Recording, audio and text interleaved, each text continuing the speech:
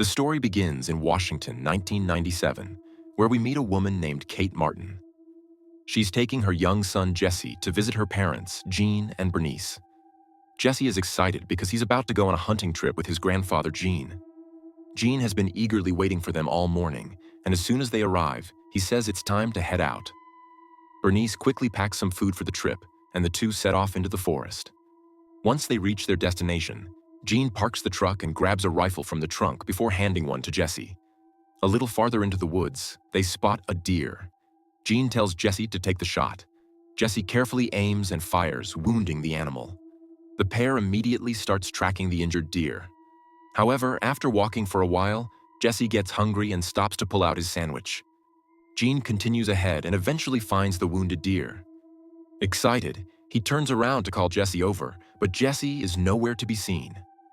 After finishing off the deer, Jean begins searching for his grandson. Meanwhile, Jesse notices something moving in the bushes. Thinking it's an animal, he offers it a piece of his sandwich. But whatever it is, suddenly runs away. Curious, Jesse decides to follow it. As he chases the mysterious creature deeper into the woods, he suddenly comes across something impossible. A strange staircase standing completely alone in the middle of the forest. There are no houses, no buildings, and no signs of civilization anywhere nearby. Even more unsettling, the staircase looks brand new, as if someone had installed it there only recently. The bizarre sight sparks Jesse's curiosity, and he slowly begins climbing the stairs. At the same time, Jean is desperately searching for him. Along the way, he finds Jesse's backpack lying on the ground. Panic immediately sets in. This is the wilderness, and anything could happen out here, especially to a child. Back at the staircase, Jesse spots the same creature he saw earlier. But now he realizes it's not an ordinary animal at all. Terrified, he quickly climbs back down. That's when a pair of strange hands suddenly grabs him from out of nowhere. Jesse screams in horror. Jean hears the scream echoing through the forest and sprints toward the sound. When he arrives, he sees the same mysterious staircase standing before him. But Jesse is gone. Then, from behind the staircase, Jesse's voice cries out for help. Jean rushes around and discovers a door hidden behind the stairs. On the other side, some unseen entity is trying to drag Jesse inside. Without hesitation, Jean raises his rifle and fires at the creature. But before he can save his grandson, the thing reaches out and pulls Jean into the doorway as well. 20 years later, the story shifts to two brothers, Josh and Nick, who are preparing to go hiking in the same remote forest. On their way, they stop at a small store to pick up some supplies. While chatting with the store owner, he learns that they're heading into the nearby woods. His expression immediately changes, and he warns them to be careful. According to him, many people have gone missing in those forests during the time of the red moon. He advises them to stay alert and not take the stories lightly. Josh brushes off the warning, thinking it's just another local legend. But Nick notices something unsettling: several missing person posters hanging around the cafe. Seeing all those faces makes him a little uneasy. Eventually, the brothers arrive at their destination, where Rebecca and Jordan, a couple, are already waiting for them. Another friend was supposed to join the trip, but instead a guy named Doug shows up. Nobody is particularly happy to see him because he never takes anything seriously. He had simply heard about the trip and decided to tag along at the last minute. Still, Doug used to be part of their friend group, so turning him away would have been awkward. With no other choice, they pack their gear and begin their journey deep into the forest. After hiking for nearly 5 hours, everyone is exhausted. But Rebecca points out that they haven't even covered half the distance yet, so stopping for a long break isn't really an option. A little while later, however, they decide to rest anyway because Nick is completely worn out. As Josh helps carry his brother's backpack, he quickly realizes why. Nick has packed way more stuff than he actually needs. The group starts teasing him, joking that he should leave some of the extra gear behind. Josh helps lighten the load, and they continue moving forward. Not long after, they come across an old cabin hidden among the trees. The sight of it surprises everyone. In the middle of nowhere, who could have built a place like that? The girls immediately get a bad feeling about it and suggest they keep moving instead of sticking around. So the group presses on. A short distance later, Rebecca stops to tie her shoelace while the others continue walking ahead. As she kneels down, a strange and terrifying woman suddenly appears out of nowhere. The figure slowly moves toward Rebecca.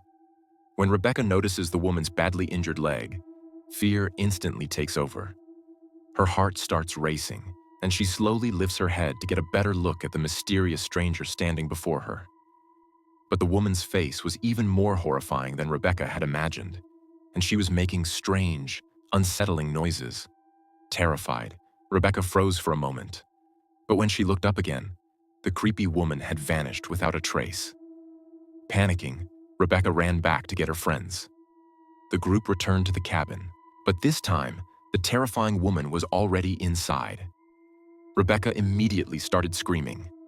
Her friends had walked a little farther ahead, but they heard her cries and rushed back. When they found her, she was clearly shaken. Rebecca tried to explain what she had seen, but everyone assumed she was exhausted and imagining things. Doug laughed it off and continued walking ahead. However, Nick couldn't completely ignore her story, especially since the store owner had warned them not to come here in the first place. Suddenly, they heard Doug screaming. Everyone sprinted toward the sound and found Doug's clothes lying on the ground, but Doug himself was nowhere to be seen. A second later, he burst out of the water laughing. It was all a prank. Unfortunately for him, the joke quickly backfired when he noticed dozens of leeches attached to his body. Jordan used a lighter to help remove them, and once the situation calmed down, the group continued deeper into the area. A short while later, they heard a man's voice echoing through the woods. He sounded terrified, angry, and desperate. It seemed like he was talking to someone. As they got closer, they realized he was speaking to the same woman Rebecca had seen earlier. The woman stood there silently with her head lowered while the man repeatedly apologized to her. The group decided to approach and offer help, but then they noticed something horrifying. The man had a massive, deep wound in his head. Before anyone could make sense of what they were seeing, the man suddenly shouted at them to run. At that moment, the woman finally lifted her head and revealed her face. She was carrying a baby in her arms that had been crying non-stop. Apparently unable to tolerate the crying any longer, the man pulled out a gun and shot himself. But shockingly, he was still alive. The sight of the terrifying woman sent Rebecca into tears once again. Everything happening around them felt like a nightmare.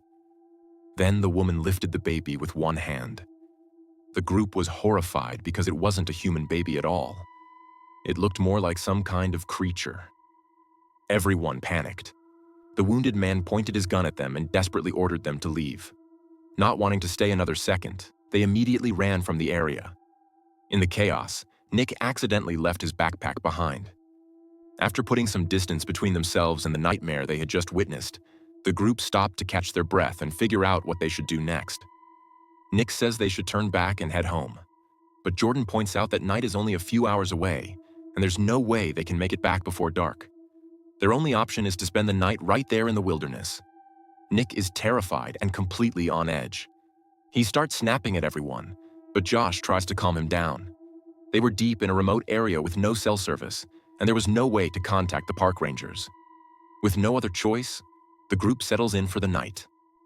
At the same time, Doug drinks a special mushroom-based concoction that he uses like a recreational drug. It's obvious that the mushrooms are starting to affect his mind. As darkness falls, everyone retreats to their tents to get some sleep. Josh, however, volunteers to stay outside and keep watch. While the others are sleeping, something suddenly starts dragging Doug's sleeping bag away. Still half asleep, Doug thinks he's dreaming. In his dream, he sees himself with Jordan. But the moment he opens his eyes, the nightmare becomes real. A horrifying creature is towering over him, tearing into his body with savage claws. Doug has no idea how far the monster has dragged him. Agonizing pain shoots through his body and he screams for help. His friends hear the screams and immediately realize something is wrong. When they discover that Doug is missing, panic starts to set in. His sleeping bag is gone, and deep drag marks are carved into the ground. With no other clues, they begin following the trail. As they move deeper into the forest, they find one of Doug's shoes, and then his sleeping bag, ripped to shreds. Jordan assumes it must have been some kind of wild animal. Nick explodes in frustration. What kind of animal does something like this? But Jordan has no answer. There's no sign of Doug. No body. Nothing. Rebecca insists that they need to take a shortcut and get out of the area as quickly as possible so they can reach the nearest ranger station. But Josh refuses to leave. He says nobody is going anywhere until they find Doug. To make matters worse, Rebecca forgot to bring a map, meaning they can't afford to take any unnecessary risks. Then, in the distance, they spot a mysterious light glowing through the darkness. For a moment, they think it might be Doug. Hopefully, they rush toward it. But when they finally arrive, they're stunned. Standing before them are the same mysterious stairs we saw at the beginning of the story. No one can explain how the lights on the staircase are still on in the middle of nowhere. Ignoring everyone's concerns, Josh starts climbing the stairs. Nick immediately tells him to get back down. The group is confused, frightened, and desperate for answers. But right now, finding their missing friend is all that matters. Just then, Josh notices a door hidden behind the staircase, and he can hear someone's voice coming from inside. Thinking it might be Doug, they decide to check it out. Josh forces the door open, but the moment he steps inside, he slips down a flight of stairs and crashes to the bottom. The fall badly injures his leg. Nick rushes down to help him, and that's when both of them discover something shocking. The place beneath them is enormous, an underground facility far bigger than they could have imagined. The two girls call out for them to come back up, but suddenly they hear another desperate scream echoing through the tunnels. Following the sound, they move deeper into the facility. A short distance later, they find a frightened little boy curled up in a corner. But this wasn't just any child. It was Jesse, the same Jesse who mysteriously disappeared 20 years ago. Terrified, Jesse tells them they need to leave immediately, or they'll be trapped there forever. According to him, the way out never stays the same. The exit keeps changing. Josh and Nick insist that they already know how to get back outside, so the group continues forward. After a while, young Jesse suddenly freezes in place. He has seen something ahead. When Josh and Nick shine their light in that direction, they see it too. A horrifying creature lurking in the darkness. Panic takes over, and everyone starts running for their lives. Eventually, they make it back near the door. Josh believes the monster has finally gone away. But he couldn't have been more wrong. Out of nowhere, the creature launches a surprise attack from behind and brutally kills Josh. Nick is powerless to save his brother. With no other choice, he's forced to escape. Jesse manages to make it outside with him, but Nick is completely shattered by his brother's death. The two girls beg him to keep moving, but grief overwhelms him, and he collapses to the ground. At that exact moment, the monster begins smashing against the door, trying to break through. Realizing they have only seconds to live, the group runs as fast as they can. While fleeing, Nick suddenly falls into a deep pit filled with human corpses. Among the rotting bodies, they make a horrifying discovery. Doug's dead body is lying there as well. The sight leaves everyone stunned. Now their only goal is survival. Without even looking for a clear path, they sprint blindly through the darkness. Then Rebecca suddenly stops after spotting an old trailer parked nearby.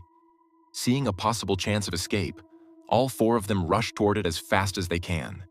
But just as Rebecca is about to step inside, the creature suddenly grabs her. Before her friends can do anything, it brutally kills Rebecca right in front of their eyes. The sight of Rebecca's blood makes Nick realize the terrifying truth. They're not getting out of this alive. He quickly slams the trailer door shut. Jesse explains that the monster will never let them go. It's always hungry and has to hunt to feed its offspring. Once it catches a person's scent, it won't stop until that person is dead. Nick asks Jesse how he managed to survive all these years. But before Jesse can answer, the creature starts violently shaking the trailer. Everyone is terrified. Death feels closer than ever, and they know they have to come up with a plan fast, or the monster will kill them too. Overwhelmed with guilt, Nick breaks down over his brother's death. "I couldn't save him," he says. "I just stood there and watched like a coward, thinking only about saving myself. Maybe I could have helped him. He was always there for me."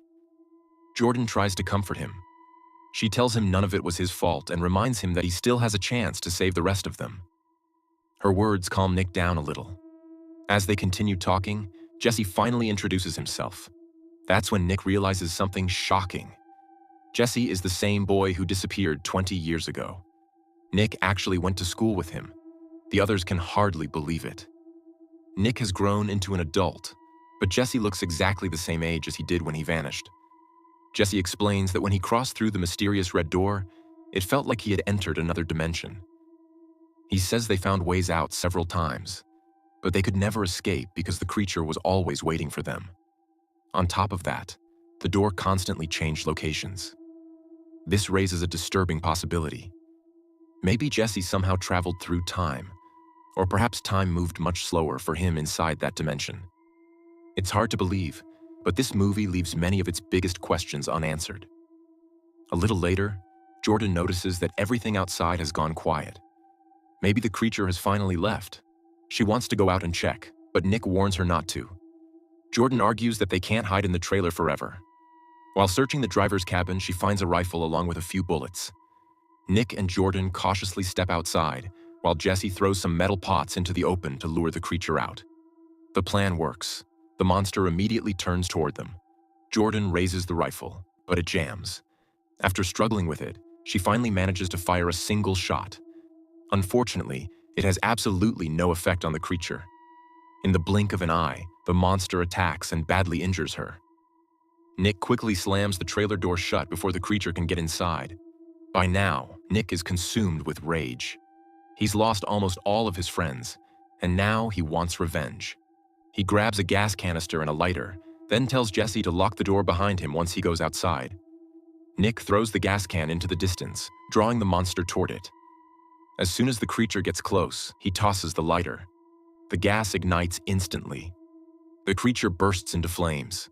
For the first time, it retreats. It runs off into the darkness, burning as it goes. Maybe it's finally dead. Nick then notices that the mysterious staircase is also engulfed in flames. At that moment, Jesse walks up to him and quietly says, "I just want to go home."